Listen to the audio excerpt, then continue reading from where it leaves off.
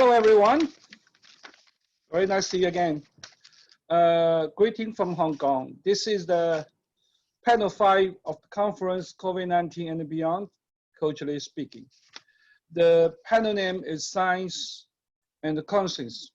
Also, I play the word a little bit called Science and Conscience. And we talk about the cultural life of science. Basically, the science and the other side of science. So, joining me here is Professor Yike, who is the professor and executive director of Peking University Manian Public Health Research Institute, and the chief science officer and the vice president of Manian One Health Group. For people who don't know, the Manian One Health Group is one of China's largest health monitoring and health checking group, and have probably over 100 million patients under their peoples under their monitoring.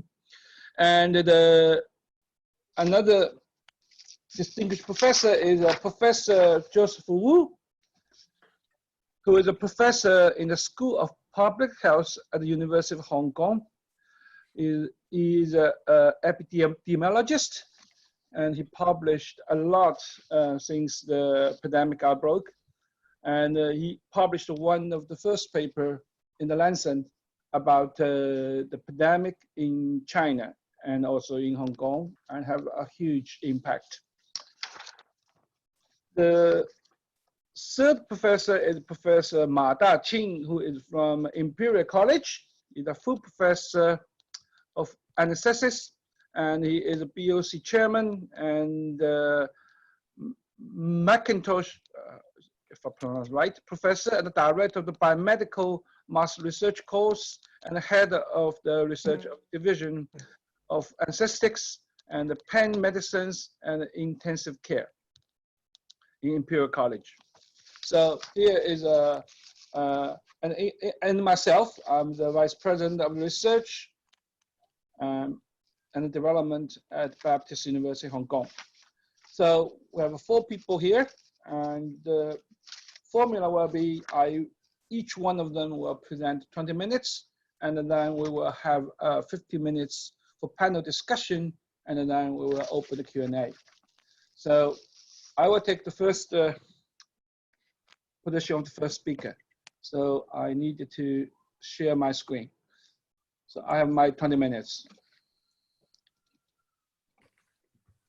Okay, so what I will present today is an overview of our university research, pretty much on the COVID-19, and in particularly address the new norm after post-pandemic. So that is my talk's title. As a university, we needed to plan this post-pandemic age. So first of all, we have to understand what is this new norm. There is various aspects we needed to have a perspective. So first of all, I believe that in the future, we will have this kind of called zero distance, or another word, home-based society. What I mean by zero distance is our distance between us will be completely virtualized. So today, this kind of a meeting, this kind of conference in the last 2 days is exactly a good example of such a zero distance way of organizing events. So second one, our smart systems and our organization will be not just emphasized on efficiency, emphasized on the productivity. People will care more and more on the resilience, how to deal with the crisis. And the third one in the future, we were facing a new world of machine and a human symbiotic society. Basically, the world is not dominated by us, but also will have the intelligent machine play equal roles in the society.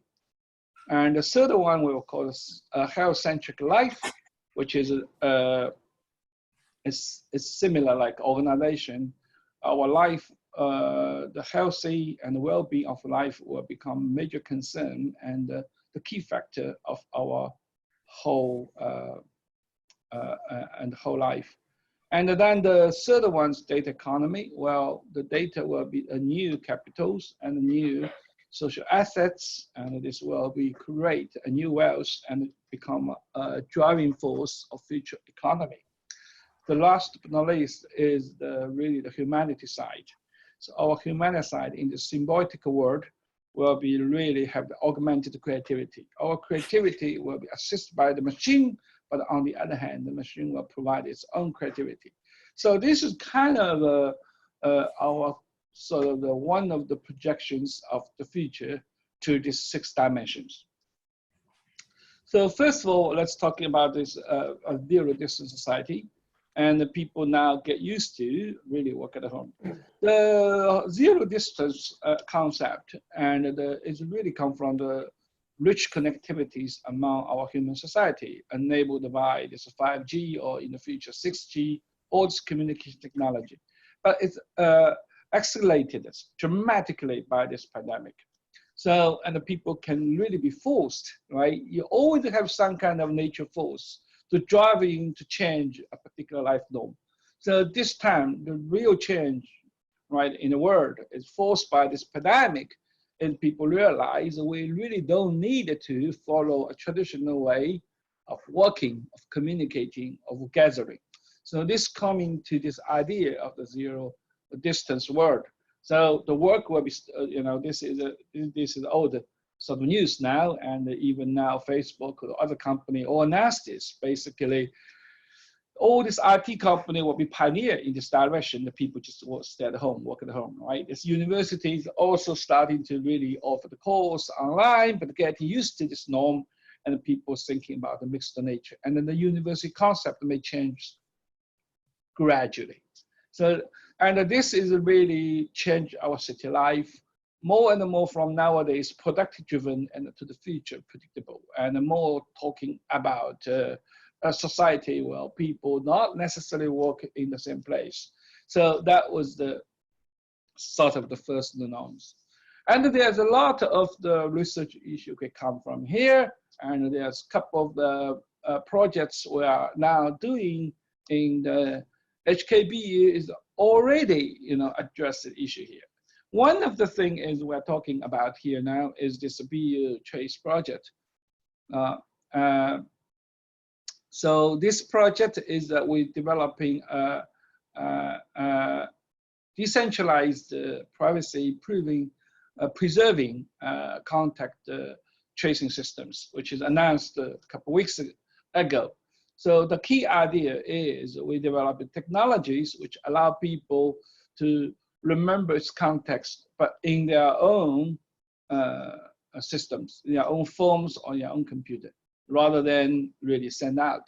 So what you can do here now is whenever you communicate with others or contact with others or with a certain place, you will remember your contact in your own machine and in the anonymous way. And then this information will be only broadcast when you get infected or you will be in this case, you'll be infected by the COVID-19. And then in this case, you will broadcast, right? You will submit to the server and broadcast it all, and the people will do the local match to find out, right? You are the risk guy because you contacted somebody or the people who got infected. So in this way, there's no information be centrally managed. So such a way we can actually preserve the privacy. But the idea of this can be extended in a various way. Basically, you can really monitor your contact for whatever reason, right? Not necessarily for the reason of disease control, but then you can only use your contact in the case whenever necessary and under your control. So this whole idea of the privacy preserving contact tracing is certainly addressed the future norms. The other work we're actually quite interested in doing here now is also based on this contract metrics. Suppose we can build up this understanding of people context by whatever means, if we understand the people's digital signatures during the social movement, then we can create a lot of interesting things.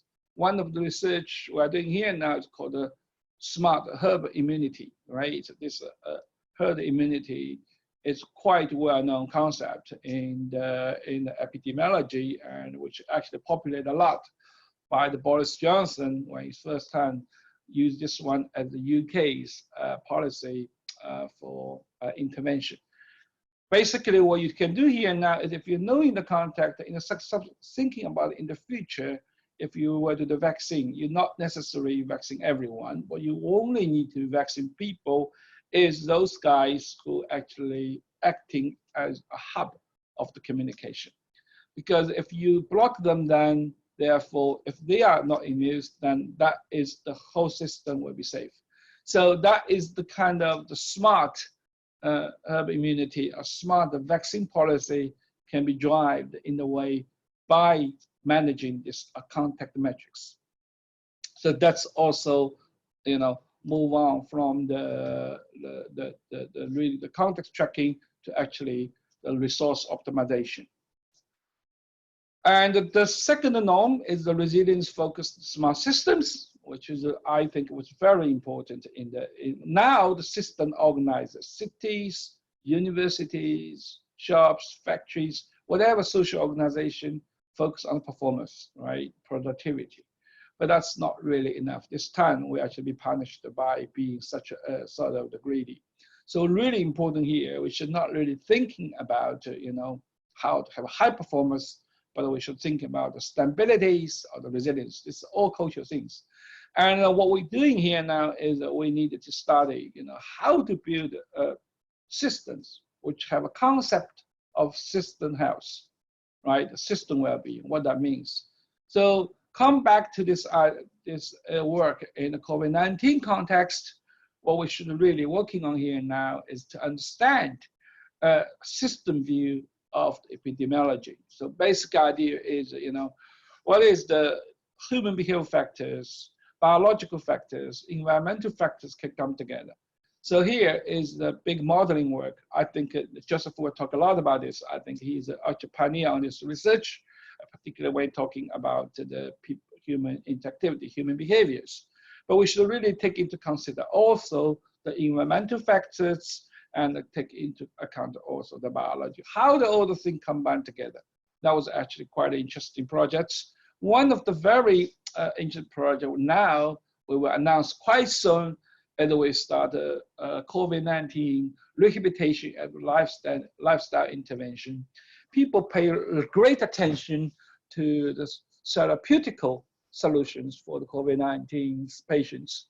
But after you discharge from hospital, you kind of be forgotten. So what we are doing here now is we all know the COVID-19 have a long-term health impact. So it's very hard to actually recover fully.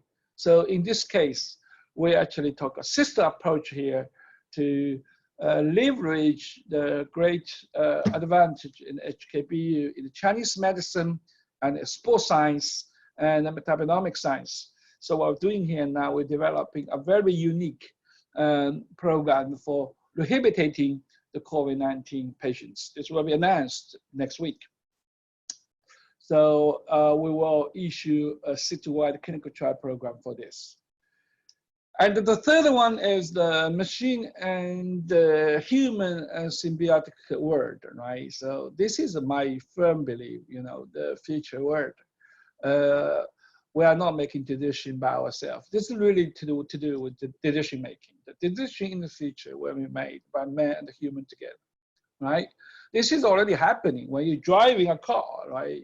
And you never make a decision by yourself. And the machine help you to make the decision, right? That's why you have this kind of the mapping systems to tell you the guide, right? People like me without the guide, I now don't know where I'm going. So therefore, this is already in a symbiotic world, but this future will even more. So, and in related to COVID-19, one of the very important function here now is the real decision making. So this is really, you know, when you do discuss symbiotic world, like if you treat human as your decision partner, you have the key sort of importance about understanding each other. Right? You have to understand the machine's behaviors, machine have to understand you. And so therefore, interpret the machine's decision is quite important, right? And also, machine have to understand the human decisions. So there's quite a lot of work in this area, and related to COVID-19, what we're actually working on here now is a lot of things to do with epidemiology. And we have research programs, we're actually real-time monitoring Hong Kong and actually the world, right? The virus transmission, basically monitoring the epidemiology dynamics. So this is not an easy job because we are doing the real-time monitoring, right? And we monitor the events, we're checking directly the change. This is the monitoring of Hong Kong on a daily basis. So, I mean, some of our Chinese colleagues actually always see my prediction about, you know, how many people will be infected tomorrow or will be reported tomorrow or so on, as largely come from our work on this RT, real-time, instantaneous reproduction rate, the reproduction numbers calculation.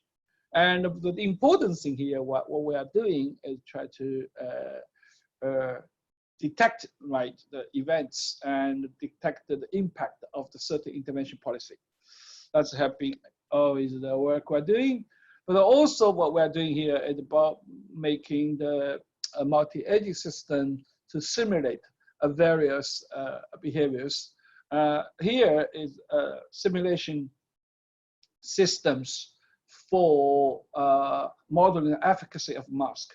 So, and there's always a big argument about should we wear a mask or should not wear a mask, and it is quite interesting and heated debate. Is the center to this culture, speaking culturally, right? People regarding this a culture issue, but in fact we can turn this into science. So here is the modeling, which we're modeling. This is you can see the picture here now is where you're coughing, and it's the spreading of the actually the droplets, right? And you can see how actually it's floating in the air with aerodynamics. And then with the multi-agents, and we try the different policies, and people wear, or you wear, and I'm not wear, we both wear, so on, the scenario. And then I can come up with the analysis and the effects to the transmission. So this is really another kind of simulation, AI, and analysis combined together. It's actually extremely exciting research. So that's the area, right? Another area we call a health-centric life is probably much more to do with Professor Yin's talk here now, is how we actually taking the health as one of the key objective of our life. Right? People more and more realize it. Usually our key objective of our life is, you know, either, you know, make yourself very rich, very famous, very powerful, but then you realize all this is meaningless if you don't have your health. So here now is, let's say, what's the health central, how you optimize your well-being, how to focus on your health. That was a really key area here. And the Baptist University actually have some advantage of this. We have a sport of Chinese medicines, and we have, you know, all this humanity research here. Now, personal health, it could be centralized to as a very good research theme. So one of the very interesting projects we're doing here is we focus on the metabonomics research. And this is a very interesting now. I think that health and happiness is a center to our daily life. So here we are developing, you know, a testing. At this time, it's different from the Professor Trey yesterday talking about rapid testing for COVID-19. This is we are doing for simple testing for rapid assessment of depression and happiness. And this is extremely interesting research. Unfortunately, we cannot really do this kind of a lab-free, home-based test. That's a long way to go. But what we are doing here now is already realized we can use the mass spectrometry to actually testing the metabolites. So in your urine, and this will provide you a very nice biomarker and try to understand your mental, yeah. Here, over there is the machine. You can see the lab machine is quite big. This is metabonomics research, and we very much focus this area to personal health. That's, I think, Professor NING were talking about this a lot. And the data economy is other field, which is really, you know, our a school of economic and management probably, and working on this area. And this key issue here now is when we treat the data as our assets, right? What actually the future world will be in thinking about the economy. So we basically were thinking about the data, the resource, and with the blockchain technology, we turn to the assets, and the AI produce the actually become productive tools, become tools, turn this data resource into the products, and then you build economy. So this is probably not related too much to the COVID-19, but in fact, it will be our future now. In fact, our epidemiology research also is all based on data assets. Here is a very big project we're doing here now, is decentralized carbon economy. So yes, after the pandemic, we still have to deal with the global warming. So here we have a big issue here now is really how to control the carbon emission. And as we all know, carbon emission can be actually one of the effective methods is use so-called carbon quota or carbon economy, right? Basically, you give a factory or you give institution certain kind of the quota, they can only use this one for the emission, right? And then, but you can trade it. So therefore, if you really can save the quota, you trade it, you make money, and because you actually can really not using your quota, that means you put efforts on actually the emission, right? Control the emission. So that is the economical way to drive this policy. So that is the very clever way, but unfortunately, this kind of emission is only, emission control mechanism is only for the institution, not really for individual. What we can do here now is we tokenize it to make like money, right? Like coins. And then what you can do is you can make this code, you can provide this kind of quotation almost every single person individual. And then you can use this one, right, to change your way of the behaviors, right? And just like you do in the company. So every time, but it's a very beautiful thing is this token is baked by the emission rate. So therefore, when you reduce, right, actually have a target of the temperature, right, the climate change. If you reduce the temperature from, so for example, now 2 degrees to 1.5, your price, right, the token price will be enriched. So therefore, you make your money, right? You basically, you trade it, you make this carbon token more expensive. If indirectly, you make more incentive to control the temperature, right? So the climate change. So this is a very good economical way to actually realize this carbon emission target. So the last but not least is we have our humanity research, particularly in art research. This one in the future, there will be huge change, right? The creativity. So machine augmented creativity will become a new norm. And also the cultural artifacts, right? Will not only will be co-created by machine, but will be perform a very important social function. And HKBU put a lot of efforts on that. We are create a new creativity hub. The new buildings now, this is just the image will be realized in next 2 years. But these buildings will be our hub for our creativity research. And we also put a lot of instruments and a lot of facilities to start the research on augmented creativity, basically in the 2 ways. One is how machine can help human to create. The other one is what's the different environment our artists will be in the future for their future work. So one project related to COVID-19 is one of our interesting experiment called perceptible virology. So what we are doing here now is we create a virtual reality, augmented reality environment for one is research, the other one is for public communication, and the third one is for creative arts. For example, my previous simulation on the mask could be actually put in this environment, so we can vividly see, right, how job is floating around and how the impact may happen in a virtual reality world. And this kind of the work will be quite interesting for the research side, but also in the future, our art form will change. For example, in the future, our orchestras may not necessarily organize as a team.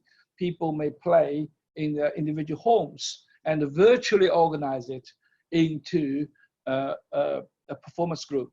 So this is a really interesting impose, not only a scientific problem because how to deal with time delay, but also change the forms of the performing. For example, what's the role of the conductor?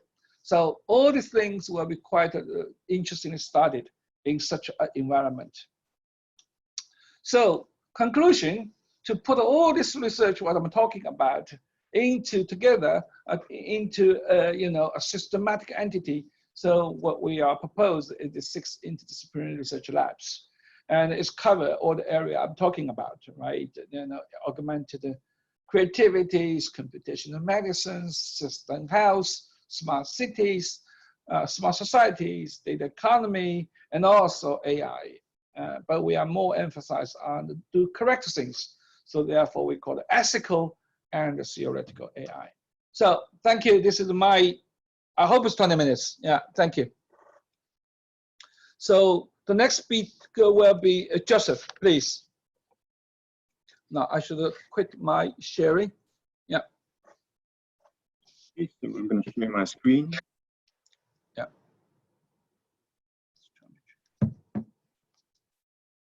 Can you see the slides? Yeah, very good. Okay, so as Professor Guo has mentioned, I am an epidemiologist and data scientist, and I've been working on COVID since its first emergence in December last year. But in this talk, I'm actually not going to talk about my specialty area, which is modeling and data science. Instead, I'm going to share some of my observations and thinking how pandemic control has been going around the world in this age of digital culture.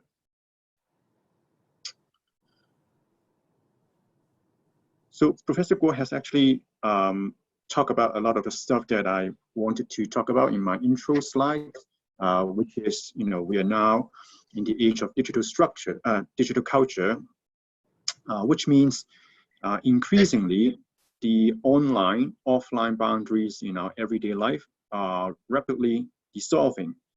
And by this, I mean that things that we do every day, our daily activities, for example, reading the news, communicating with other people through text or voice, looking for information on the internet, looking for information in our email, driving, work, paying for stuff, small purchases to large purchases.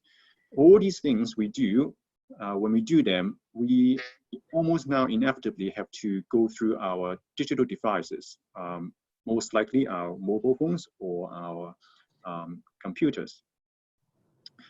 So this means that our minute-to-minute activities in the physical world are now increasingly integrated with our activities in the digital world. We are almost inseparable from our mobile phones, especially in China, for example. as many of you know, WeChat Pay and Alipay are the two main platforms for making financial transactions now in China. Not just big transactions, but virtually all kinds of transactions. So cash is actually almost completely eliminated. So in China, if you don't have a WeChat account or Alipay account, it's going to be very difficult for you to get around any cities in any major cities in China. So the corollary is that as our daily activities are being registered by the database in the digital world, these digital data and technologies can help us to substantially enhance our capability to control epidemic. And that's because the digital footprints are basically a log of our whereabouts and our behaviors. So if you have access to those data, you might be able to infer where this person has been, what this person has been doing, whom has he or she been hanging out with, etc. So that's the premise, at least before the COVID pandemic first started, how digital technologies can help us to control epidemics better. And indeed, in January, shortly after we first heard about the emergence of this new virus in January, we, as fast as we could, quickly established a collaboration with Tencent, and with their help, given us their location-based data, we were able to do some nowcasting and forecasting, which means we try to make the best sense out of the back then currently available data, and hopefully help the world to better understand what was the epidemic situation in Wuhan and more broadly in China at that time. The burning question at that time was, of course, was this only happening within Wuhan, or has the virus spread to other parts of China? If it's the latter case, then much more systematic and widespread control will be needed, because Wuhan is a hub for domestic travel, and the virus actually emerged during a time of very high traffic, Chunyuan, which is the pre-Chinese New Year heavy traffic season. So long story short, we were able to, with the help of Tencent and their location data, we were able to pretty accurately predict that at the time of the writing of this paper, the virus already spread to quite a number of major cities, including Beijing and Shanghai and Shenzhen, etc. And if we want to clamp it down, we would need to do it very quickly, and we would need to do it with very strict measures if we want to eliminate the epidemic within a short period of time, for example, within a few weeks. So time is of essence. And I think the Chinese government did take note of maybe not just this group, but also, of course, other expert opinions from our mainland colleagues. And they were very, very prompt to enforce very strict interventions in February and March, and were indeed able to accomplish the almost impossible, which is to eliminate most community transmission of COVID-19 in China. And it has been able to maintain that status up to now, which is really very impressive from an epidemic control point of view.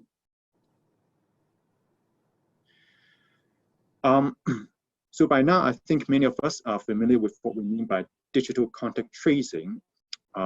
So this follows the premise that I mentioned on the first slide, that if we have the digital footprint, the human mobility data through our cell phones, we will be able to track individuals, especially those who are infected or exposed to the virus, much more efficiently compared to conventional contact tracing, which is once you identify a new case, then the public health officials will have to interview this case and ask him or her where they have been to, the locations, and who they have been hanging out with.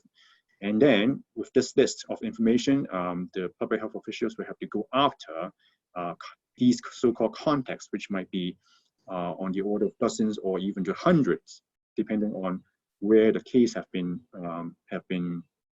who they have been interacting with and where the case has been going to. Long story short, digital contact tracing use either GPS information, which means the exact geographical location of the device, or Bluetooth technology, so-called proximity sensing, which is this technology actually doesn't track the exact location of the phone, but instead, when two phones are close enough to each other, they will exchange a signal and register in the log that these two phones have been within a short distance during that particular time, which essentially is a log of contact. So the premise is, of course, that the owner of the phone is the location of this owner is basically the same as the location of the phone throughout the day, which is, I think, a pretty valid assumption these days. And this technology has been able to help quite a number of Asian countries to control COVID very early on, including, as I mentioned earlier, China, but also Taiwan, South Korea, but they took different approach. So, for example, China have access to, I think, almost all physical location of the cell phones. So they do the contact tracing through that means. For Taiwan, they didn't really track the locations of common citizens, but instead they did what we call quarantine geofencing, which is because Taiwan is mostly an island, as travelers enter the country, they have to sign an agreement to say to the Taiwanese government that they allow the government to track the position of their cell phones. So as these travelers are confined to the 14th day, or I forgot exactly what number of days Taiwan mandated, but during the quarantine period, the government will monitor closely the location of the traveler's cell phone to make sure that these travelers are staying in where they should be, which is typically a hotel or some isolation facilities. So there are indeed, if you look on the internet, there are indeed stories that some travelers, I think their cell phone's battery went dead for maybe a few minutes, and within that few minutes, the police were already knocking on the door and try to verify that this person has not gone beyond the quarantine premise. South Korea, again, they have access to the location of all people, but not a priori. I think it's more like retrospective, because what they did was that once they identify a case, they broadcast the location history of this case over maybe in the past 7 days or 14 days on the internet for the general public to see, so that the general public can judge for themselves, whether they have been in close contact with these cases. So in order to do this, they have to have access to the exact location of each case throughout the day. But I don't think they do this prospectively, they do this retrospectively. So after they have identified a case, then they would dig up the travel history. So that's all good, but that's not actually what was the key for pandemic control for COVID-19 at least. So these are helpful, these technologies are helpful. But I think what's more important is that countries like China, Vietnam, places like Hong Kong, Taiwan, Singapore, a commonality among these places is that we've all experienced previous hardship with SARS, 2003, and also MERS. And because of those previous experience, I think the general public in these places have a high baseline level of compliance with infection control. So I think almost regardless of what the government is saying, the general public assessment is that this is serious because we have seen this before. Plus our heritage of a collectivist spirit that, in order to control an epidemic, it's not just a person's job, it's almost an obligation for everybody in the population. So I think that the combination of that cultural background and the advances in digital technology has been able to, were the key for the success of these countries in controlling the pandemic. But even though they have had substantial success, until we have vaccines available, safe and efficacious vaccine available, control will always be a three-way tug war among public health, among social acceptance, and the economy, as we have witnessed. And I think that's why in the West, the Western countries have been much less effective in controlling the pandemic in their jurisdictions. For example, once the government decides on, or maybe actually before they decide, try to come up with a infection control policy, there are many debates about whether we should mandate this or should this be voluntary, touching on the subjects of human rights and freedom, etc., as in the US, for example. Even though they have almost the same kind of technology, digital technology that we have in China and Taiwan, etc., people are much more careful, much more worried about data sovereignty, privacy, security, etc. So again, even though the technology is there, I don't think we have the consensus, whether what kind of privacy access should we give the government, even in the context of pandemic control.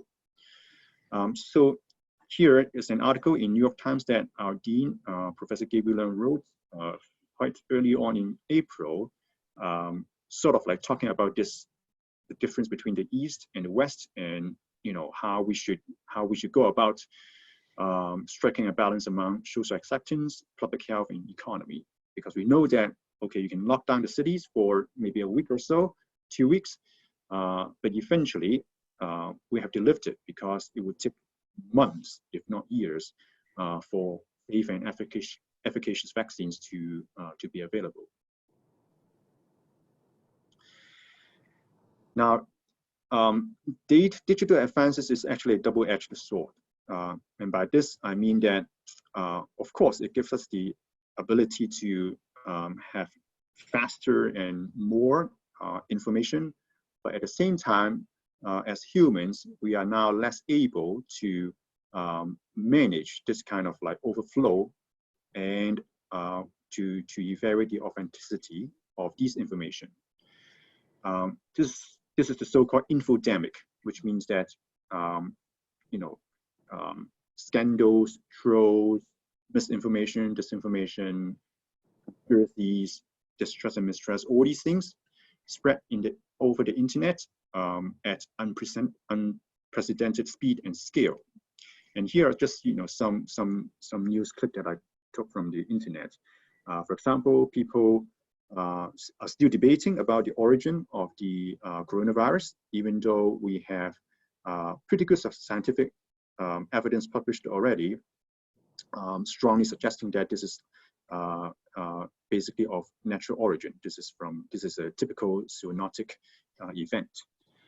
But still, the story is still going around that one of the conspiracy theories is that the virus came from a lab in Wuhan. It was engineered, it was manufactured, it was natural, etc.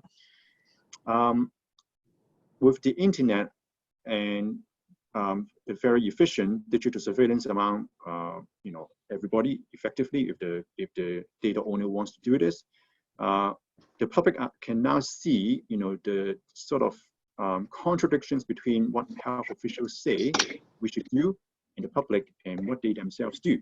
So here are a few clips, examples that government officials violating pandemic control policies, to the extent that some even refuse to acknowledge that this is wrongdoing, citing that this is a special case, that what they did was a special case or something along that lines. In the past couple of weeks, I'm sure you have seen the news about the US president's interview with the reporter, Mr. Woodward, which manifested in the book. I think it's called Rage.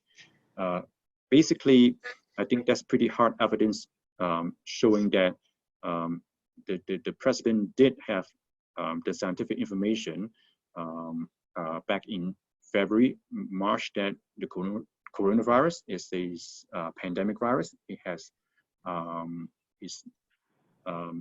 it is not just as mild as a common flu, and it's going to spread all over the world. Yet the public statements that he made repeatedly contradict what that kind of information that his intelligence gave him. So so effectively disinformation, not just misinformation.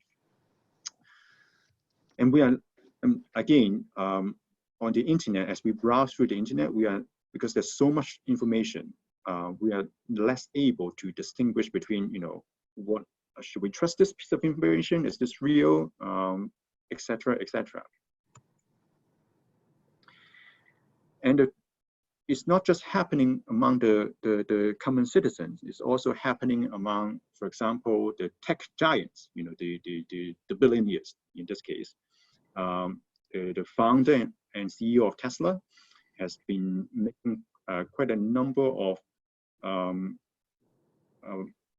inaccurate statements about the pandemic, including, for example, starting from the beginning, that he thought this pandemic, the panic that was going on back then was unjustified, meaning that the COVID-19 pandemic is not going to be that big of a deal in terms of both health consequence and economic consequence. And fast forward to today, obviously that statement was is incorrect. But then between now and then, he was still making quite a number of inaccurate statements, including that the testing that the US have been doing, there are a lot of cases mostly because of false positives, and again, that's inaccurate. On the other hand, Gates have been on the brighter side of COVID control, and I think one of the reasons is that he has been spending a lot of time in the past decade on understanding vaccines and infectious disease. And he also understands that lies spread faster than facts on social media. There was actually, I think, a Science or Nature paper published looking at that by a team from George Washington University, showing that lies being lies, they are more provocative. People are more likely to share and spread this information rather than truth, which is often more bland, more mundane than lies. And even, very, very well-regarded, very famous scientists also have made a couple of, blunders in their public statements regarding the pandemic. So, for example, this is a Stanford professor who is very well known for his article published in PLOS Medicine about 15 years ago with the title, "Why Most Published Research Findings Are False." I mean, if you have this title as a paper, you can be assured that a lot of people is going to read this and cite this. But what he said in that paper was actually quite reasonable. However, in the pandemic, he was again like Elon Musk. He was suggesting that the pandemic, the attention and the efforts that we have invested in pandemic control was overblown. This thing is going to go away like a seasonal flu within a few months without heavy consequence. And again, that has proven to be untrue.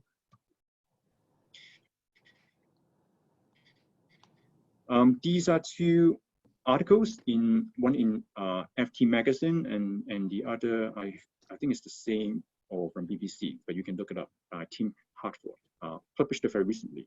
So basically doing what he said is kind of what I'm doing with you now, sort of sharing his thoughts about why are we struggling, why is the world struggling so much with the pandemic, especially coming to a consensus of what should be done, what is the right, proper and effective control measure, when we are now, our technology is much more advanced compared to the last pandemic, which was 10 years ago, the 2009 flu pandemic.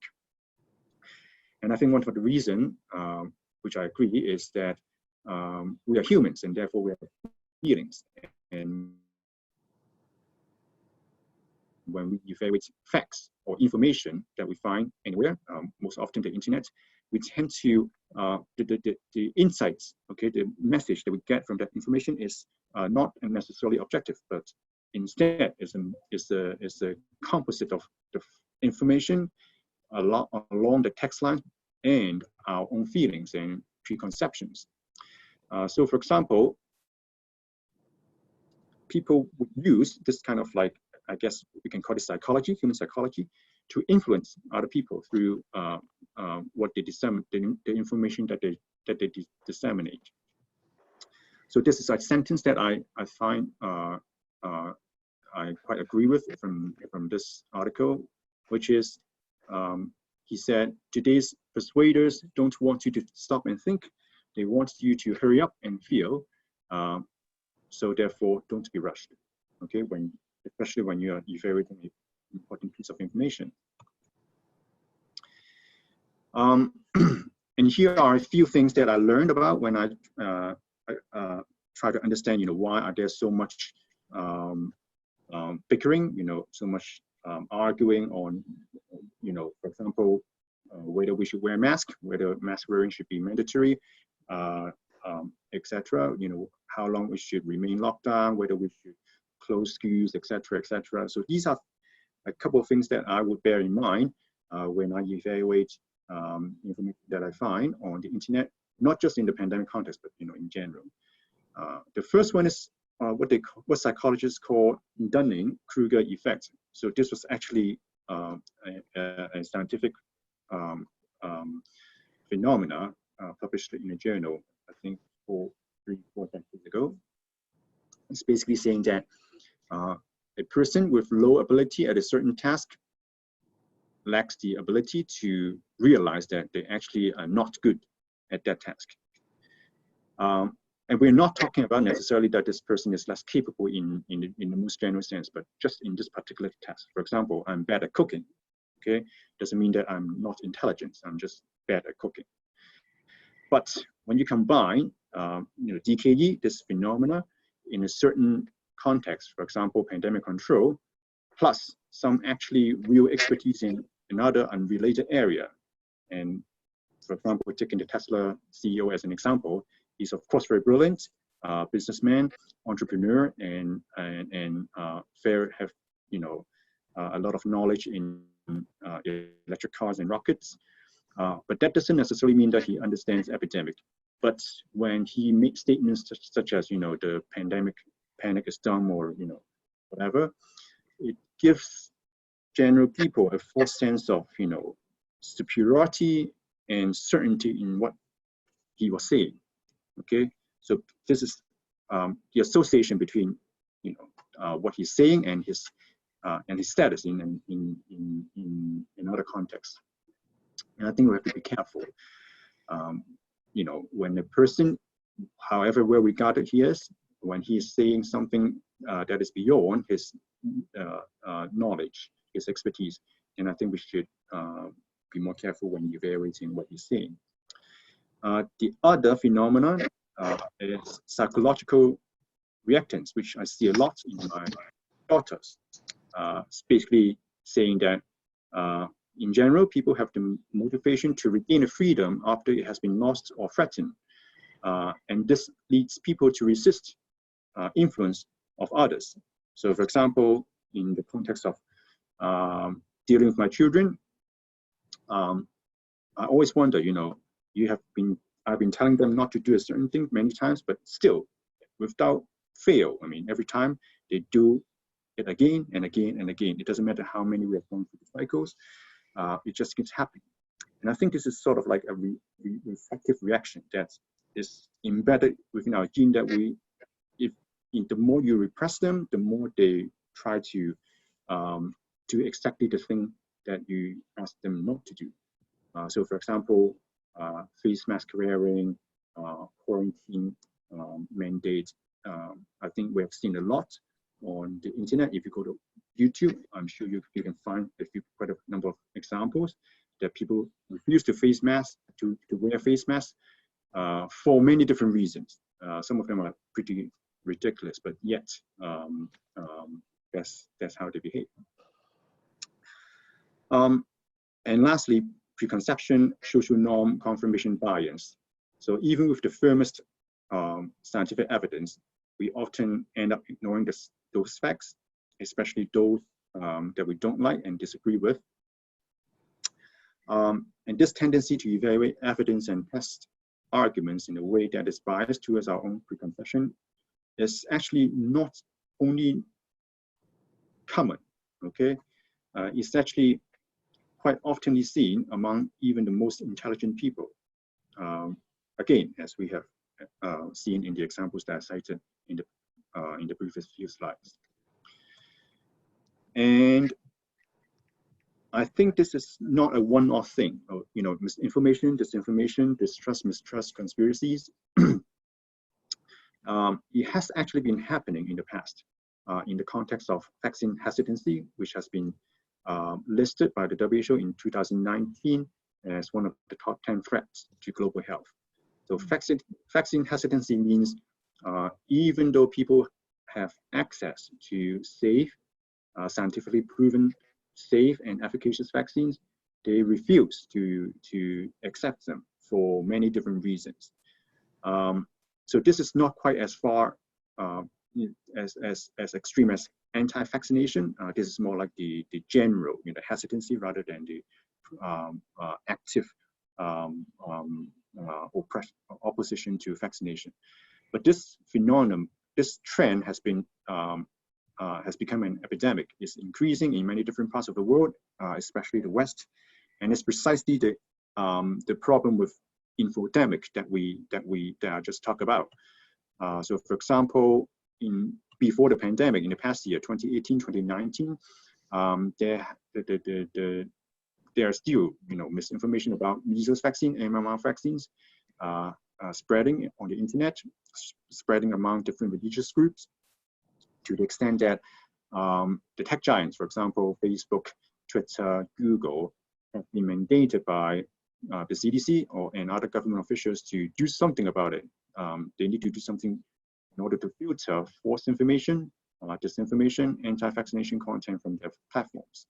And I think they're still working on it.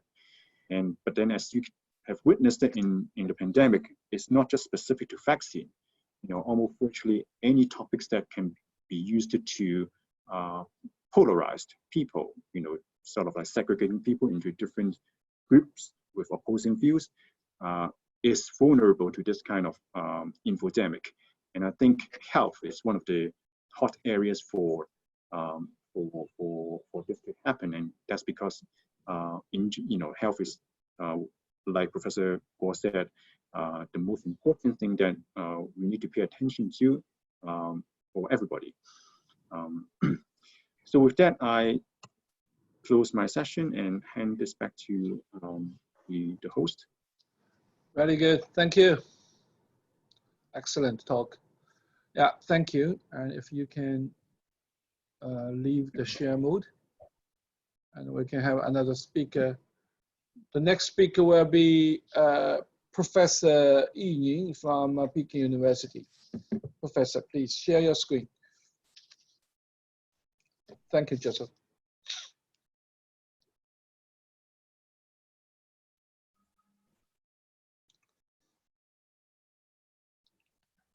Okay. Can you see my slide? Yes. No, I cannot. You haven't shared your screen yet.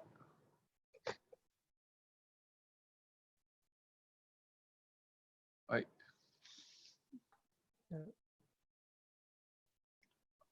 I can still only see you.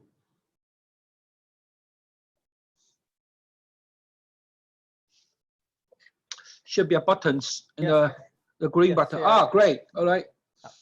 All right. Thank you. Okay, we can see your slides. Okay. You can, yeah. Thank you. Okay. Thank you. Thank you, Dr. for inviting me to attend this conference. It's an honor to discuss the coronavirus epidemic in China. And mainly, my presentation will review a few epidemics in mainland China, and then have a short discussion. And in the past, I used to be an infectious disease epidemiologist in the Ministry of Health and for immunization and also for acute infectious disease control before 2001. And later on, I continued to study my master's degree in epidemic. Actually, I thought I should shift to chronic disease in my future career. However, in the late of last year, the coronavirus epidemic, and I have to shift my time and focus on this disease. And for the epidemic in Wuhan, I like to classify the epidemic to 3 phases. The one phase is before January 20th. That means China declared the epidemic in Wuhan. And before this time, the CDC and also health professionals struggling for confirm the epidemic. And during the time, there are lots of debate about why there are so many cases and release the information late. And here I would like to say, before confirm any epidemic, and the false alarm should be prevented. And also we can see during the first phase, and the patient cannot be treated in the hospital because overwhelming patients come to the hospital. And after the declare of the epidemic, and this epidemiology moved to the second phase. That means in China, the 42,000 doctors and nurses support Wuhan and went there. And the next phase would be, I think, started from the February, around the 12th. And at that time, the Wuhan has a special policy for screening high-risk population, and then treat and isolate as many as possible. So we can see on the day of the February 12th, there was a peak for the new cases diagnosed by the screening, the massive screening. And later on, there is a paper published by the Tongji University, Medical University, and we can see the estimated reproductive rate from increase and to the platform. But in the early February, there is a drop of the reproductive rate. And here I would say the drop may start from the January 20th, after the medical staff support to the Wuhan city. And at that time, and the government more focused on prevention other than hospital treatment. The first phase, the local government more focused on treatment, and from the January 20th, and shift treatment and also the prevention. Even that, still the reproductive rate still more than 1. However, after the February 12th, the government used a policy for the massive screening and also the funds on shelter hospital, isolate high-risk population and also potential patients. Therefore, we can see the 1 week later, around the February 20, and we can see the reproductive rate continues to drop. This also can be demonstrated in the daily confirmed case among 1 million people. And from this figure, we can see that for the men, women, and also health workers, before the January 20, there is an increase of the rate. And shortly after the February 20th, and the rate, the incidence dropped quickly. During that time, I also reviewed some data from the different country vaccination action. That means how many potential cases from the vaccination population. And then we conducted a meta-analysis. We estimate around 100,000 people in early February may be the asymptomatic patients.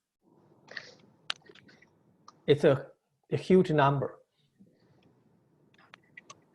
Even after that, there is a massive screening in the huge city. It's around more than 10 million. Learned from experience, later on, there was an epidemic in Beijing. From the last case of the coronavirus, it's around 2 months. Therefore, potential infection source would be the immigrant or potential polluted food. Right now, it seems the frozen food, like the fresh or some meat. Here, I reviewed the public available data about the diagnosis case. And also, the first part, the red part, is the diagnosed case in each day from the July 11 to the early July. And we can see in the mid of the June, there was a huge peak of the new cases, and after the prevention and the control, and gradually decreased. And also let's review the earliest symptom of those cases that might be started from the June 4th and shortly to the July 6th. And to control the epidemic, the government have a series actions. For example, like closing the market and lock down the community surrounding the market. This time it seems more scientific and evidence-based to take some prevention action. For example, and track potential high-risk population, and then identify potential infections, and then isolate distancing. And during the time, and also block by block to lock down different community. This time reduce the cost and also reduce the social impact.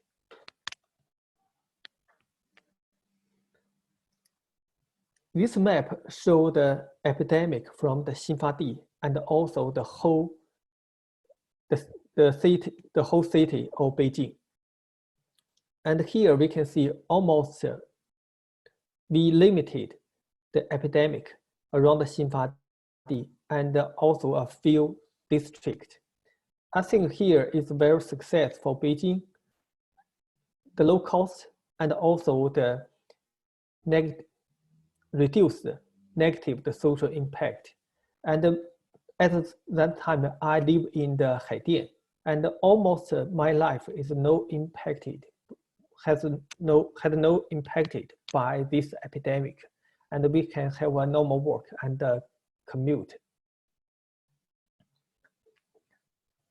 I also ask my students to review the public available data to see from date of symptom onset to the date of hospital visiting, and then confirm the diagnosis for each case.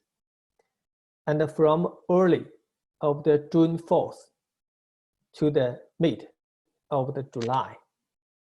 This figure we can see from the beginning the time from the symptom onset to hospital visit, and also date of the diagnosis, the time is shrinking, is short.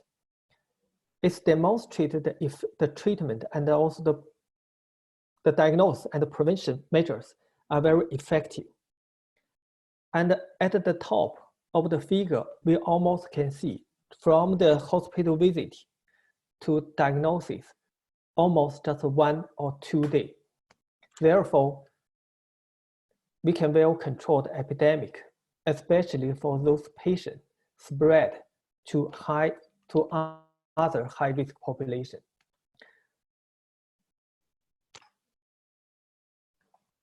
And similarly, for epidemic in Northeast, like Heilongjiang, Jilin, and Liaoning, and also later on in Xinjiang, a similar measure was taken.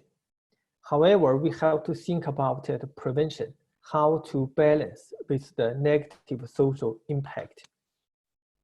I like the figure of the Dr. Josephine Wu about the economic, public health, and also different force, how to keep the balance. Here is some picture for the screening and also the health education, and also the lockdown during the epidemic time in Xinjiang. Actually, the long time lockdown really create lots of hardship and the difficulties for the residents. Review of about a few epidemic. I like to say the prevention is still the top priority for epidemic control, especially for the early action. We can predict 1 week or 2 weeks later how the epidemic will be going.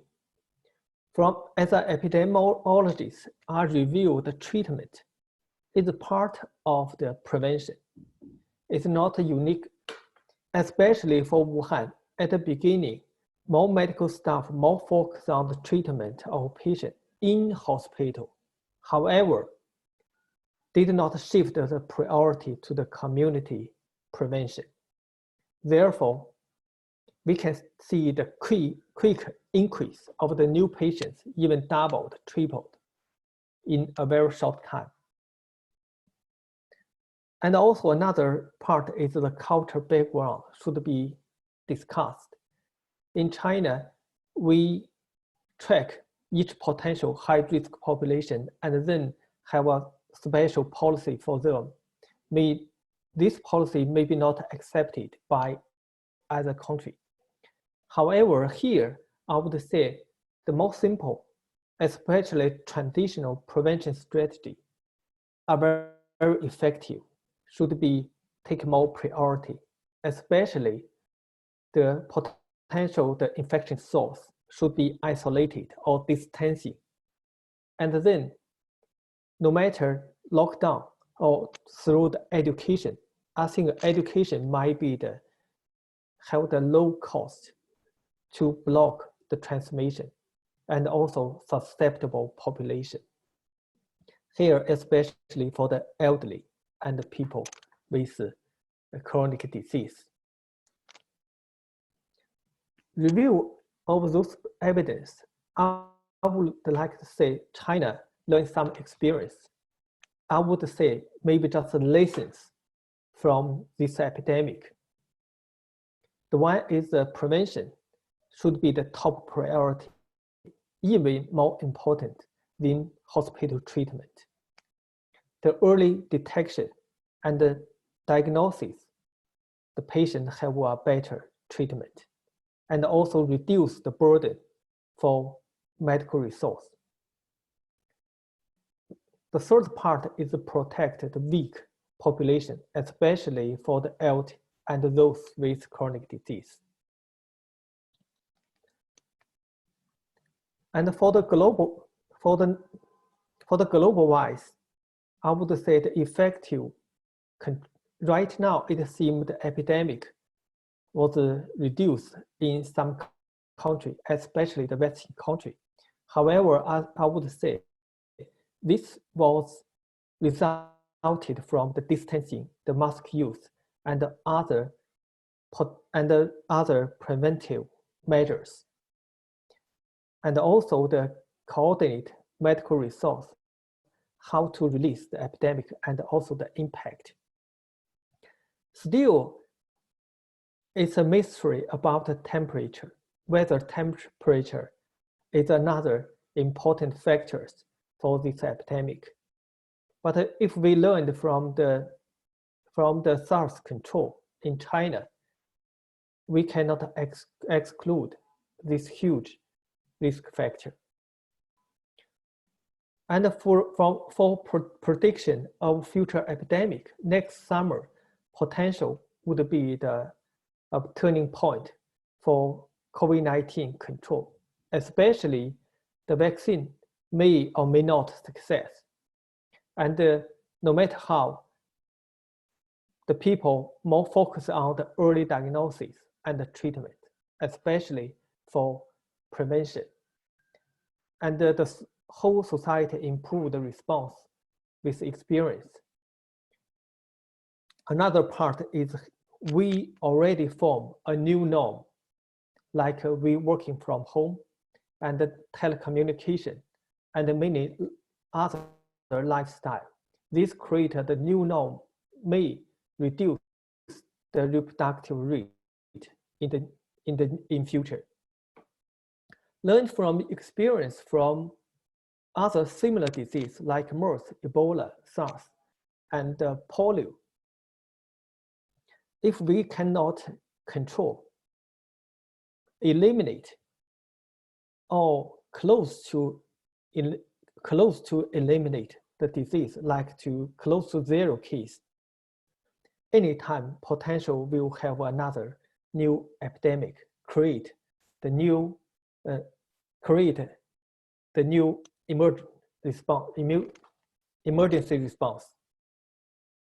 The good thing is the new norm will create the better herd immunity, and also with vaccine may improve the herd immunity. Here, I also would like to say for general public, we don't have an effective vaccine, treatment, medicine. Right now, we have to more focus on chronic disease. Some paper published from like a few articles and more focus on chronic disease patient.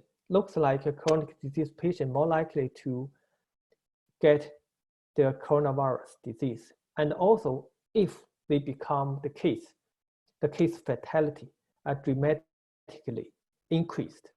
Therefore, when we control the infectious disease, we have to think of another part, how to improve immunity with prevention of chronic disease control. Yeah, here is my talk. I'm glad to be here. Thank you.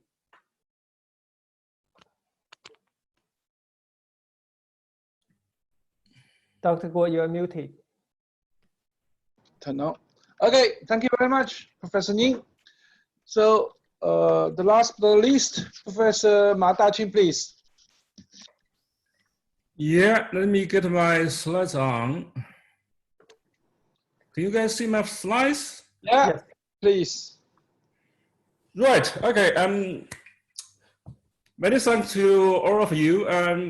But in particular, I would like to thank Professor Matthew George and Professor John Ernie, your teams for making huge efforts to put us together for this conference. I can understand how difficult to organize such a webinar conference in those days. Now, my talk is about long-term outcome COVID-19. What's the behind mechanism and implications? Now, can you hear me, guys? Yeah. Yeah, good. Okay, you can see I put a quotation marks long-term. The reason I put there, we don't know what's the long-term really meaning.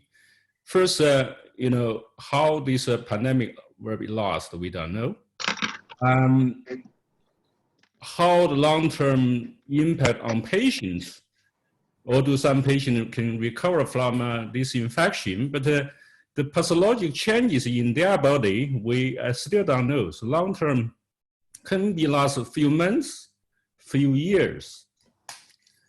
Now, these are my two disclosures. I'm a consultant for 2 American companies. As we all know, President Donald Trump, he can manage building, but he don't know how to manage a pharmaceutical company.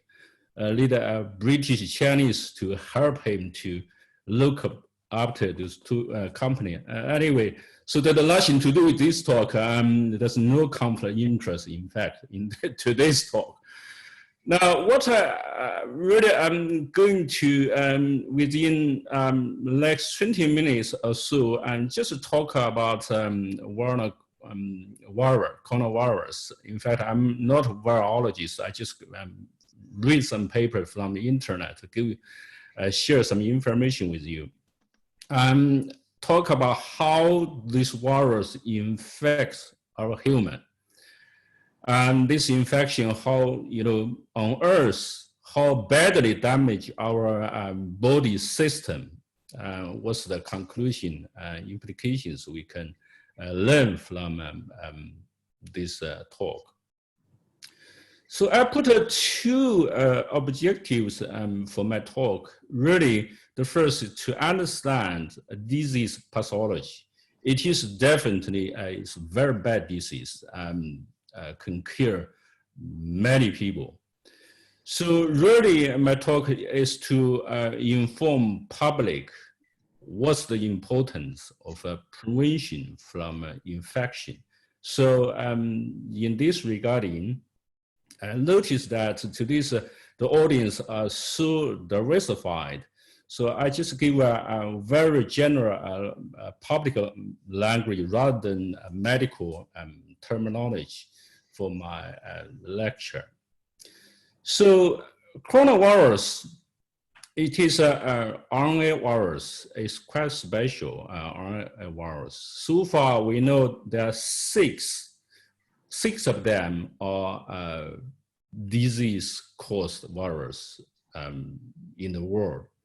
The first one we well known in China, the SARS spreading in 2002. And then the Middle East, MERS, 2012. And now it's a second type of SARS virus spreading outbreak last year or so. So I checked out today, in fact, there are 29 million confirmed cases, more than 0.9 million deaths globally. It is very devastating disease. So the virus is RNA virus, quite simple. You can see inside, the virus, there's some proteins, nuclear proteins, and the genome RNA sequence, and surrounding is some proteins, membrane protein, and especially there's a protein called spike protein, S protein. So the virus being developed with Imperial College, just use S protein sequence and genetically, synthesize the sequence, and then make an RNA vaccine. My personally think these, Imperial RNA vaccines may be more effective than others if, we are success, because it's quite unique to our body. As a vaccine, neither our body, doesn't recognize. That's why probably more effective. But that's a high risk because RNA vaccination and not success yet in the world. This is the first one, because RNA enzyme, everywhere can destroy this RNA vaccine very easily. So it is difficult, but we do have hope. Now, this virus we call can combine with a receptor. In fact, it's not a receptor. It's a protein in our body called angiotensin converting enzyme, so SCE. So what's the SCE? SCE basically that's an enzyme produced by our kidney called renin, and then move from circulation to the liver, and then further degrade angiotensin, so that angiotensin can become angiotensin 1 that form from our lung, and then we have this enzyme SCE can further degrade angiotensin 1 to angiotensin 2. So angiotensin 2 is and angiotensin 1 is two of them very important for our life. Otherwise, we cannot survive because we need a very basic cardiovascular attention. So we need a blood pressure to survive. But angiotensin 1 and 2 are also very damaging to our body. If accumulated too much, for example, angiotensin 2, it itself can make our organs become fibrosis, for example, non-fibrosis. That's why we need another enzyme, SCE2, to quickly destroy angiotensin 2 and become angiotensin 1-7, become less effective biologically. So SCE, you can see, it's quite important. Now, if we talk on a balance, so angiotensin 2 and SCE, has to balance. For example, if SCE2 increase, so we're degrade angiotensin 2 and become less biologically effective, and then such biological reaction can protect our organs. On the other hand, SCE2 decrease, angiotensin 2 will increase, it itself will damage our organs. So this exactly happened in the COVID-19, because the virus binding with SCE2 will affect SCE2 enzyme activity. Therefore, angiotensin 2 increase and can itself damage our body vital organs. So now, although public, a scientific community always call SCE2 is a virus receptor, it is not a receptor, it's just a binding site, but the receptor is easy to understand. You can see coronavirus can, have very high affinity to binding with SCE2, and then can, enter to our body cells and replicate. So we've been invited by a very prestigious journal to ASA to write a review. We put a huge efforts, read more than 200 papers. We put here, it's quite complicated. So when virus, you can see from this diagram, you can see the virus binding with SCE2, and then can cause huge biological consequences. Now, what we call is cytokine storm, and those, cytokine storm from locally from airway, lungs, and then move into the circulation, from circulation, and then traveling to whole our body, and then damage all the organs. In fact, because SCE enzyme, you can see everywhere in our body, first in airway, lungs, and even blood cells. That's why when the virus gets replicated first in airways and lungs, and then spread in the whole body and start to destroy our body organ system. So let's look at our lung. If we talk about anatomy, our lung is quite weak. Now, why is weak? Structurally, it's very simple. We only have a 3 layer cells plus some collect tissues. Now, in the lung, we call alveoli, that place for the gas exchange. In the normal situation, we have a lot of immunocells. We have many soldiers stay there, and because that's a large area and direct, communicating in all cell world, it was suggested by estimation, our adult lung, the surface can equal about the area equal to 2 basketball play field. It's quite a large area. You can see those, this bigger large area can expose to outside the world. A lot of virus, bacteria can come in, can damage our lung. That's why we have many soldiers, macrophages in the alveoli can defend. But for example, in elderly, their immune function being compromised. Now, plus virus, for example, COVID-19 coronavirus come in, and then now they are the soldiers and quite weak, and then that's why I can cure the elderly patient very easily, because they are immune function being compromised. Now, that's a case report from Italy. You can see any patient die from COVID-19 like this. For example, if you look at anatomically, the lung is not normal. You can see, you can feel this lung is, very, edema is, is not normal. When you cut this lung, become a 5 micron slice, use the immunostaining or use histological staining, you can see a lot of immunocells. In fact, if lymphocytes, infiltrated into lung, the black dots.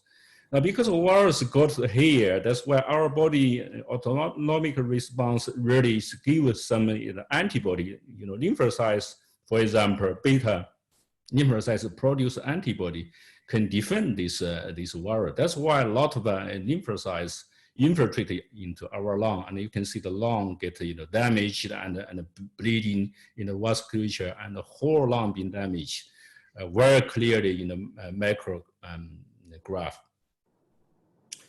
Now, even further, if you look at the vasculature, the normal lung should be the vasculature should be like this, very normal, unified. But in COVID-19 patient, you can hold the vasculature in the lungs being damaged. Even also, you can see the virus in the electron microscopy, very clear to see the virus, the 2 small black dots stay in the surface cells, very clear.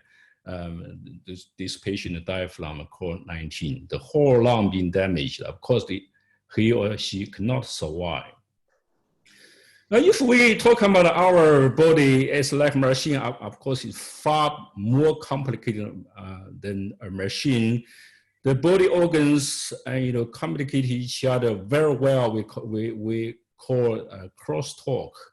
Now, if we talk about COVID-19, initially affect airways and then lungs, and then they release, cytokines and through circulation, and also we have damage pathogen and protein molecules, and then release the circulation from circulation, and then influence other organs, can damage other organs. And also the virus can, through the circulation, infect from airways, from lungs, and then spread into other organs and can damage you as well. So you can see all put together, so really put our body organs very in suffer. So if we took a patient blood to measure, for example, the blood cells, you can see lymphocytes decrease, because why they decrease? They move, they from circulation, infiltrate to lungs. That's why they decrease, because they need go there and then produce antibodies. But of course, the efficiency is very less.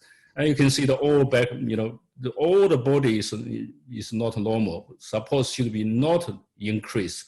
in our lower body, but they all increase. It's cytokines, inflammation storm in our body to damage our body. So now lung can easily damage by coronavirus.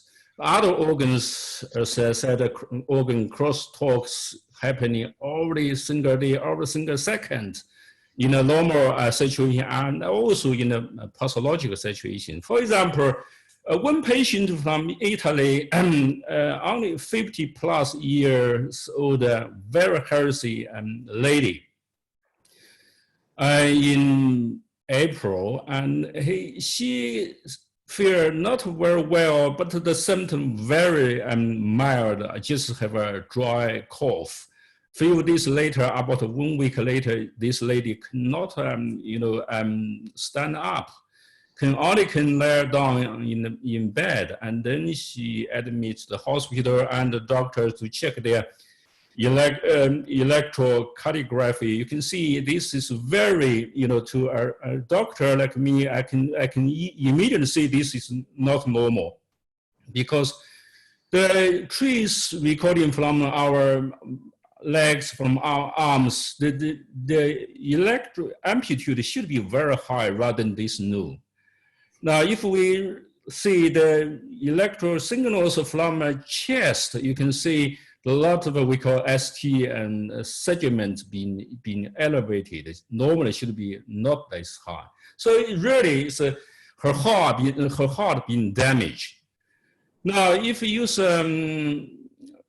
echo ultrasound scan, basically you can see her heart being totally damaged because the wall become very thick. And also you can see the edema also, you can see anywhere, everywhere. So basically this lady got a whole heart being infected by COVID virus. So it is damage, his heart much more than airways, than other organs, particularly in this patient. Now, the work published here from a Chinese group, they looked at our brain. In fact, what they did, about 60 patients. They scan, MR scan their brain during the disease infection, and then after, more than 2 months, they scan their brain again. They put all data together and make a mathematical calculation and the subtraction before disease and after disease, and they got the final, data here. You can see now some brain areas, even the patient recover from infection. While here we talk about just symptoms disappear, but if by pathological terminology is not a recovery. You can see their brain, the brain area really control our nose perception. This, brain matters being enlarged. Basically, it's edema or whatever reason that enlarged. Now, this red area, but if we look at, the blue area is really control our intelligence, mentality, like Professor Yike already illustrates, COVID-19 really can change our brain function. You can see these pathological changes. So these blue areas control our intelligence or cognition, being, the green matters being decreased or lost. So really, now my, precipitation, suggestion or feeling, probably a COVID-19 patient maybe a few years later they become a dementia. God knows, nobody knows, because they can damage the brain as well. Of course, they can damage all other organs, including liver. And this uses German technology, is ultrasound can measure the liver stiffness. Now, liver is like if normal liver very soft, like a tofu, is very soft. But if they are suffering, they have been damaged, their stiffness increase, you can see the damage really correlates with the enzyme, because those liver enzymes normally stay within intracellularly, but because of their damage and they release in the blood, we can measure it. You can see the correlation very well. The liver can be damaged as well. Now, the treatment can be very difficult in some patients. The two patients I've been involved, one and the first case is a 30 years old pregnant woman, and she been infected. Her lung function being deteriorated within 2 days. So the doctors quickly, get a cesarean section, get the baby out, and then also quickly put her on the artificial lungs we call ECMO. Now another case is 72 years old man. He been infected also, his lung being the function deteriorated within a few hours. Now you can see the treatment is huge. Get antivirus drugs, other antibiotics, immunotherapy, and steroids, and put her on a machine for more than 1 month. So you can see the disease is damaging how much. And it really, the message here, doctors, we don't know what's the therapeutic effective can treat them. We just think, oh, it's a viral infection, let's get an antivirus. We got there's some bacterial infection, get antibiotics. So you can see, put all things together, really the body being damaged. Now and also get a second double hit, give so many drugs, and then where it is served, where damage the body, because those drugs, those medication need to be metabolized by liver, but as I assure you, the liver function can be damaged. So you see, this is a very difficult situation for a doctor. If you don't treat them, they will die. If you treat them, give so many medication, they will also die. So this, ECMO artificial lung really is artificial lung, and just put the blood into the machine and the oxygenation. After that, use a pump back, so let her lung or their lung have a rest. You can see the first case, young patient much better because use less oxygen and got more oxygen in the blood, quickly come back. But the old patients all do, he survived, but you can see much less effective with this ECMO treatments. Mm. Now, if we look at, the X-ray in her chest, you see this before ECMO, after ECMO, the lung become much better because become black, the more air, lung can see clearly, but this old man, it's really suffer, although he still survive, but his lung already become fibrosis, need a lung transplantation. So the message is here is this is really evil disease. It really can cure patients. Medical, therapeutic, we really don't have much option. The doctor cannot treat effectively them.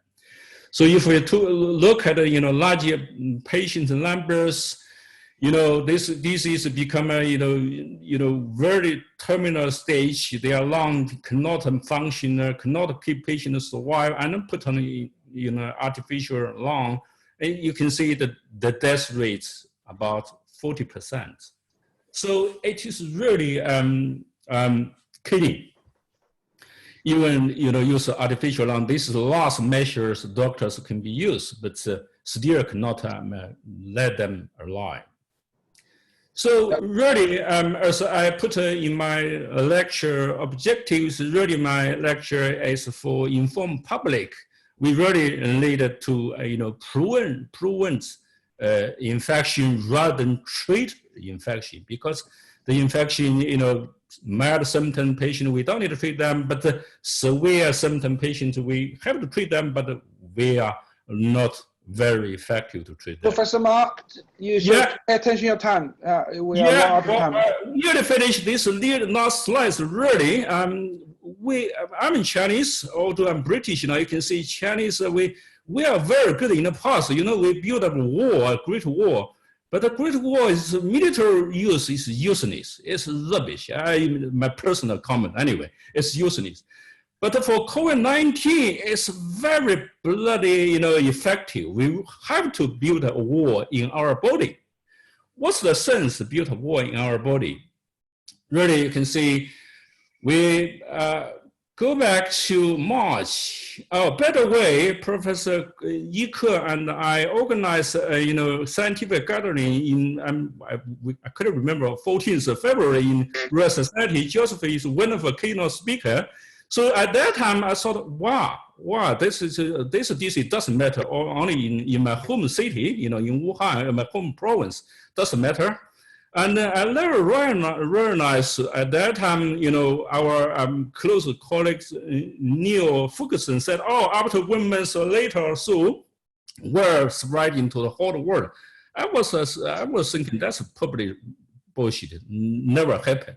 But here we go. There's a whole global pandemic here. So really, look, in March, the journalist interviewed me and said, give importance of mask. So they put a very small, article published in Daily Mail. And then now, in March, at that time, for example, British governments never talk about it. They always use, stay at home, save NHS. They never emphasize the mask. Now, a few days ago, now Boris, in the summit, you can see they put a hand washing, face, and even they now talking still in British governments. They never use the mask. They always cover your face. They never use a mask, says mask. So really today, we are culturally speaking, really culture is so different. The Far East, Asian people are so easy. Okay, you ask them to wear masks, they wear it. But in a Western country, they really is cultural difference. They somehow they never follow, or at least some people, they say, that's a joke. Why we need a mask? Clearly, this is a common sense. Every disease, why we don't need a mask? Now, of course, we are waiting for vaccines. Vaccination is most effective. Now, as I said initially in my talk, I suspect, I hope RNA vaccine being developed in Imperial College will give a very good hope. Of course, other vaccines developed by other universities, other countries will also give help. But I would think that RNA virus will be very effective than others. Of course, we can, for the treatment, one of the most effective is, took the blood from, infected patients because they produce the antibodies, give okay, I probably will stop you now. Yeah, so I'm finished now. This is the really take-home message. So basically, what we are doing here, so now COVID-19 is really changed our world. Geopolitics is becoming so unstable. So it's a disease, it's a systemic disease, really can damage our organs, our body can kill the patients. So we have to prevent. That's how do we prevent global unity and cooperation as our aim at today's meeting and organized by Hong Kong BU. Thank you. Okay, thank you. Luckily, I put it in the last, and otherwise other people have no chance to talk.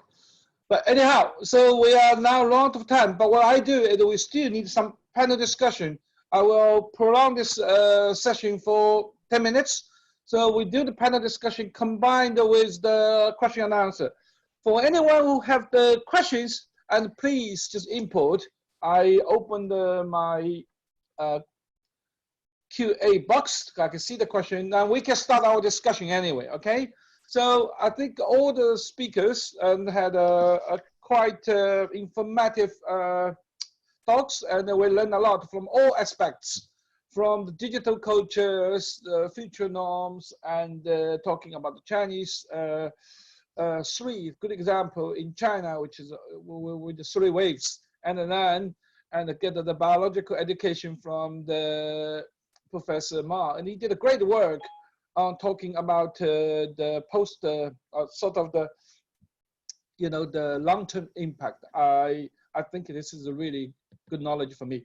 So, and my question, I think we should have some discussion about this. Now, my leading question here now is, how this pandemic will finally end, right? I think there will be end somehow. Let's make some prediction. In which way this will be end? Is it because of the vaccines, or because of just like SARS, it will die anyway by themselves because of the weather temperature? Or it's certainly not probably now, and or is it because of the natural mutation, or is it because we're doing so well and now we just use your intervention to finally eliminate it? So as a scientist, please give us some hope. What do you think about this pandemic will be end? And I'm not asking you when, I ask you how. Yeah. Can you give some comment? Yeah. Yeah, please. Yeah. Thank you, Professor Yike. Because you push me, otherwise, you know, my lecture even better. Anyway, I'm kidding. Okay, my personal understanding. Okay, my personal understanding. Look at Europe. Look at the UK. We have a second wave now. So I don't think the temperature will kill virus. I don't think so. So really, my personal understanding, my personal thinking, the two way. First way, really, we have to learn lessons from China. We really, for example, lockdown is a harsh lockdown. A lot of the, you know, the British way lockdown is, you know, for example, lockdown in UK, in London is not, it's only probably 20% lockdown. That kind of 20% lockdown doesn't work. We have to have, 100% lockdown. So you can see the second wave coming, you know, people are guessing probably that's the high price restaurants cost. That's why so many people, you know, gathering into the, you know, restaurant to eat the food. So think about the price, how much we will pay. This lockdown doesn't work. If either we not lock down like United States, or we have to lock down like China, 100%. That's the way it can control. The second measures only, you know, vaccine. No vaccine, this disease probably cannot prevent, probably cannot control. There's no way we can do, at least in Western countries. Okay, Imperial College comments. Number one is total lockdown. Number two is a vaccine. Put together, we will end the pandemic. That's right. Okay, I'm always right. Yeah, okay, you're always right. Thank you. And Professor, NING. Okay, I would say still I'm looking for the vaccine success. First, the second is still the early prevention, early diagnosis. And if we can see from Shanghai, this time around 600 immigrants from other countries back to Shanghai and are positive. And none of them died. That means the treatment can be much better if before or early symptom onset. So we can get a timely treatment. Right. The third would be still we try to develop medicine. If we have some medicine effective, that would be great. And we expect the social distancing or lockdown, it seems not, cannot be implemented in other West countries. So I cannot see this a good way for other countries, maybe not accepted by other country citizens. Yeah, that's all my comments. Thank you. Okay, Professor Wu, do you have any comments? Are you still there? Yeah. Yes, I'm still around. I'm right here. So I think it depends on which place you're talking about, just like the previous speakers have said. I think it's going to be different, say, for let's just take China and US as an example. For China, I think the end game would definitely depend on the availability of vaccines. And I think that's going to happen optimistically within the next 6 to 9 months. And I'm talking about public access, you know, availability of the vaccine to the general public, not just the first lot of vaccines. For the states, I think it depends on in the next 3 months, during fall winter, how much social distancing or how much rebound they have. Because I think in numerous US cities like New York, their herd immunity level has already reached 20% or so, maybe even 30.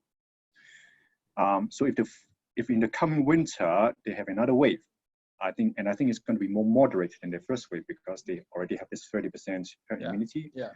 Then it would get them already pretty close to the herd immunity level. Maybe not completely sufficient, but sufficient such that the third wave or subsequent waves will be a lot more mild.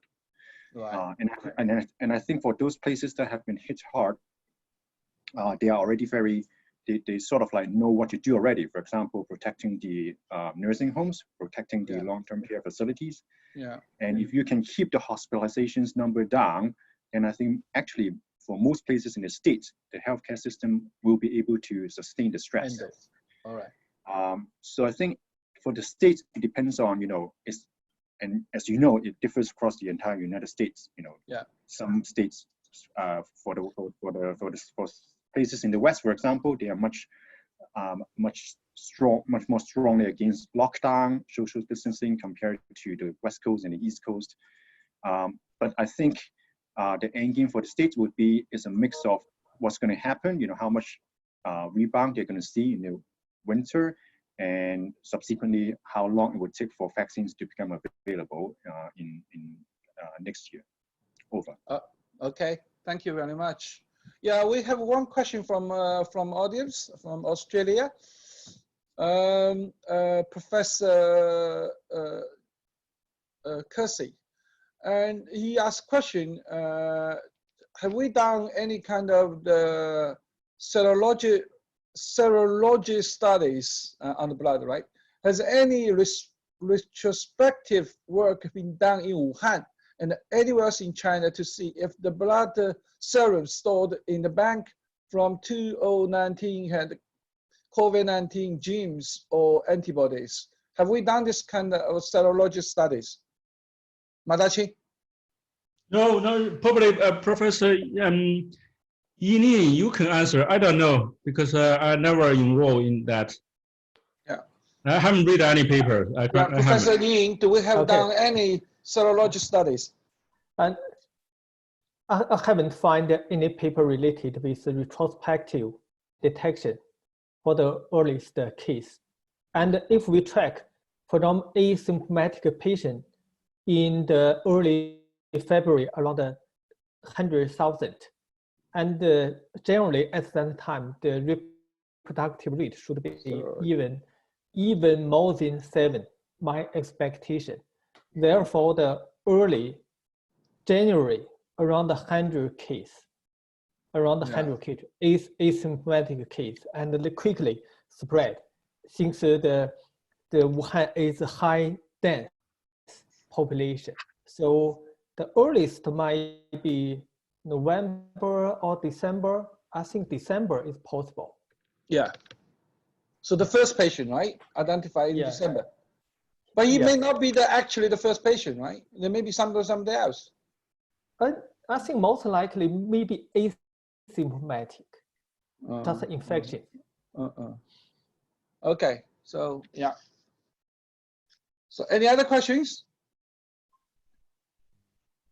Okay, so my question here now is the further, right? Maybe we can have a couple 5 minutes more discussion here. So I can see, we understand that the vaccines, prevention, and also Professor Wu mentioned very nicely about the situation in the United States. I think that would be the key factor, I think. So what about the third world country? So I think, this is certainly the pandemic, but we put a lot of attention on the developed countries, and if we put China into this category too. But what about these developing countries, and India and Brazil and and Africa, subcontinental? And what do you think about how we can actually prevent and how to help those parts of the world? What is the effective way as a scientist we can do? Yeah, can I give a comment? I believe the first important is education, especially for developing countries, for example, in Africa. Now, for example, let's take the HIV as a case, as an example. In fact, I've been in Africa for a very short time. I talk with local people there. Well, a lot of sort of like just Africa, Nigeria been there, and then if you talk about them, not of course a lot of them, but some of them at least the virus, HIV virus, is not there. It's just a story. They want to understand. They want to believe there's a dead virus of HIV. I believe we talk about COVID-19, this coronavirus, maybe the same story in Africa, in developing countries, because they may not believe. Because if they don't believe, of course they won't take any measures. So I believe today's meeting and yesterday's meeting very important. I believe we have to inform public. So how evil of the disease. Let each individual person take measures. Is for example, whatever they can do. As I said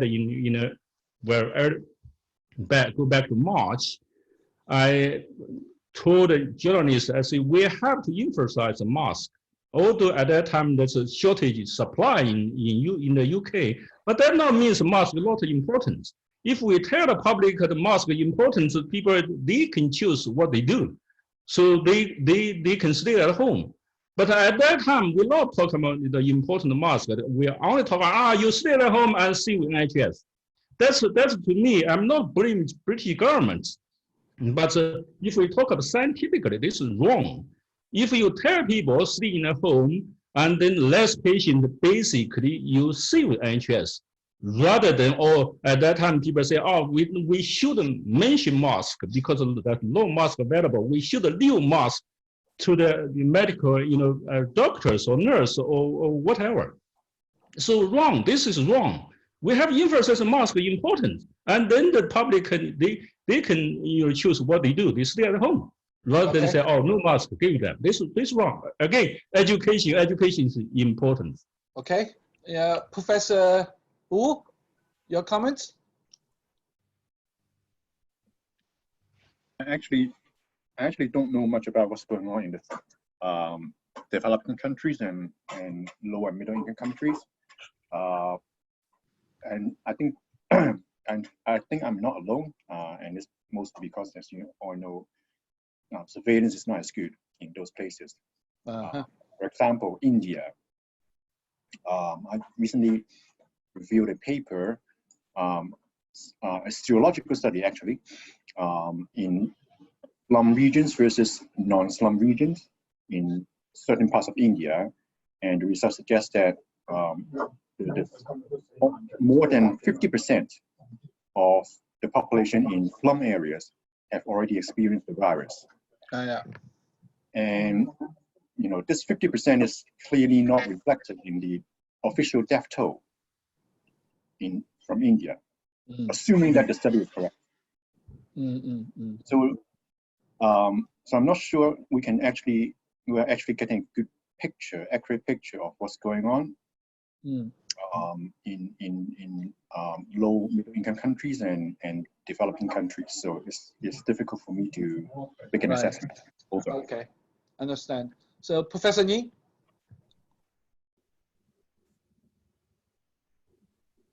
I would add one comment about no matter developing country or developed country, we may need a very vigorous measure. For example, like a 3-week or 4-week frozen and keep the virus in very low level of circulation. That especially for some country might be very effective the first, but the 4-week is a huge price. Yeah, for developing countries, they cannot afford it. They cannot afford it. Yeah, the second part is still we have to think about like a functional shelter hospital. Let's find the potential high-risk population, put in the shelter, and also well managed. Might be a low cost of living. That's all. Thank you. Okay, great. Yeah, thank you. That's a good. So final question here, right? And we discuss. We are a bit selfish now. We talk about Hong Kong, right? Hong Kong is a kind of a quite have a quite an interesting journey, right? And we managed it extremely well. And we had the second wave, which is now just ending. So, and also we did voluntary sort of population-based testing, and also just ends. And Hong Kong is take quite a strict border control, and we are now not traveling with the mainland. And but also I found the mainland also quite interesting, and now they have all the people go to mainland, and you needed to do 14 days quarantine, and even you at the airport you just have a test, you still have to be put into 14 days, and all the things. And then I was really think about it, do you really think from scientific view, such a measures and maybe too strict and maybe too, how to say, it's not very logical now. If you're testing negative, why do you still have to stay in the quarantine place for 14 days? But you have to realize this kind of the cautious actually have a huge cost. And I don't believe Hong Kong can last very long by keep doing so, because it kill economy, right? And so what do you guys think? What is a smart way to actually ease the situation, have this kind of balance, social distance, as well as the actually the public health, like Professor Wu, is a wonderful balanced picture. So what they can see, what suggestion to the Hong Kong, what they can do. I think Hong Kong surrounding area is quite good, right? I mean, China is quite pretty much vanished, right? And Taiwan is doing well, and only Japan have little problem, but it's not too bad. So all the surrounding environment is actually quite okay. So is that Hong Kong should really rethink their intervention policy, not be that strict? Okay, I'll give this question to Joseph, since you're in the center of this game. I think first and foremost, the most important thing that we can do is to strengthen our contact tracing effectiveness, because look at the context that the Department of Health have been able to trace. They are really just family contacts and co-workers, basically the obvious people that you can easily get in touch with. That reflects that they are missing a lot of not so easy to identify contacts. For example, people that you run into in the meeting, for example. Yeah. And I think in order for us to relax the social distancing measure, I think that's one of the first priority, because you have to be able to ensure that if I relax these measures, then if there's a case or if there's a cluster, then I will be able to very quickly and efficiently trace these contacts. Okay, if you can guarantee that, then you can make a case that okay, we can relax the social distancing. So 健康码, the health code should be somehow implemented. Yes, yeah, health code or venue-based, which is what they're doing, right? The government has tendered a company to develop a vendor-based location tracking. So I think, contact tracing, location tracking is one of the most important things that we need to do in order to be able to relax social distancing. Right. Yeah, I totally agree. Yeah. Professor Ning? I would say the Hong Kong are very similar to New York. The population are very dense, so it's very hard to control once some outbreak happens. Yeah. Therefore, I think still focus on education. That means each family and individual should well-organized discipline to be social distancing. If the residency can be well behavioral, therefore some policy can be relaxed and reduce the social cost. It's a balance between how individual behave and also the policy how to follow. And still, once there is outbreak, it's very hard to control. Therefore, try to keep near to 0 case would be great. 0 is not possible, especially the Hong Kong is a lot of international travel. It would be pay too high price. Yeah, right. Thank you, Professor Ma. Well, I'm not worried about Hong Kong at all because Hong Kong food is bloody good. If you eat a lot of the seafood, you got the immune function very strong. Why are we worried about virus? We don't need to worry about virus. But this, anyway, I'm kidding. So, second, second opinion, I'm not worried about Hong Kong. Okay, I'm not worried about Japan either. So, take an example, Japanese people, okay, I have a few Japanese fellows, they are so good. The reason why they're so good, they are listen to the governments, they are listen to their boss, they are listen to the leadership, okay? So whatever you ask them to do, they follow. So I believe Hong Kong is, well, less than Japanese, but more similar. So again, so whatever measures we are put there, we have to, the public has to listen. If the public doesn't listen, there's no way you can do. That's the case in talking about London. You're talking about Britain. Yeah, that's the case in UK. There's so many people that they say, no way, I can't wear a mask. I can't cover my face. I have to talk. I have to eat. I have to drink. So that's the real problem. Yeah. Okay. Welcome you to Hong Kong. I think you should migrate now.